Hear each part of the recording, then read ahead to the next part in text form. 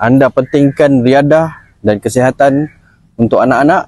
Lagipun tak nak anak-anak main dekat taman permainan terlalu jauh. Saya ada satu rumah di hadapan rumah ni, taman permainan. Jom kita tengok rumah. Okey, ini dia rumah dia. Sebelum ni saya pernah buat rumah ni, tapi rumah ni sebelum ni belum siap. Sekarang dah siap.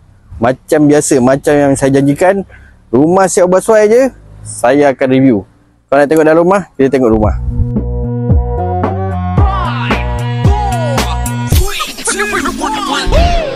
Catch another fight, yeah. The apple bottom make 'em wanna bite, yeah. I just wanna have a good night. I just wanna have a good night. Hold up, don't know, now you know. If you broke, put your hands up, feel the beat up. DJ Janelle Segano Remix. Shake my show my thong, do my thing. Ain't nothing wrong, ain't nothing wrong. Go girl, go girl, go girl, go girl, go girl, go girl. Bang, tumpang parking depan rumah jap bang. Boleh. Rumah ni depan padang, mana-mana pun boleh parking. Ikut korang lah, tak ada masalah. Okey bang, terima kasih. Alright, sama. Kita sama balik. Korang dah puas tengok rumah tadi. Kalau tak puas, datang sendiri, tengok sendiri rumah, unbox view.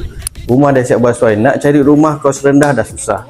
Nak cari rumah busuk pun dah susah. Apa lagi nak cari rumah dah siap bersuai, berhadapan padang, ada taman permainan lagi. Anak-anak pun korang tak payah nak pantau sangat. Korang tengok daripada rumah dah nampak anak-anak main depan rumah. Rumah ni 3 bilik, 2 bilik air. Rumah dah siap bersuai seperti yang korang tengok. Boleh buat 100% loan kosong deposit untuk rumah pertama.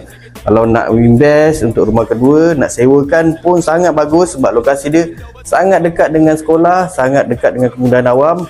Petronas, highway semua dia memang bagus dekat. Rumah ni dekat mana? Saya dah cerita rumah ni saya tak sebut pula kat mana rumah ni. Rumah ni dekat Jalan Tembikai 42, Taman Kota Masai, Pasir Gudang. Cepat, kita ada banyak rumah tapi dah banyak jual. So kalau korang nak rumah block view siap bersuai 100% loan, hubungi abang sekarang. Kita tengok. Abang janji abang bantu korang dapat rumah. Assalamualaikum.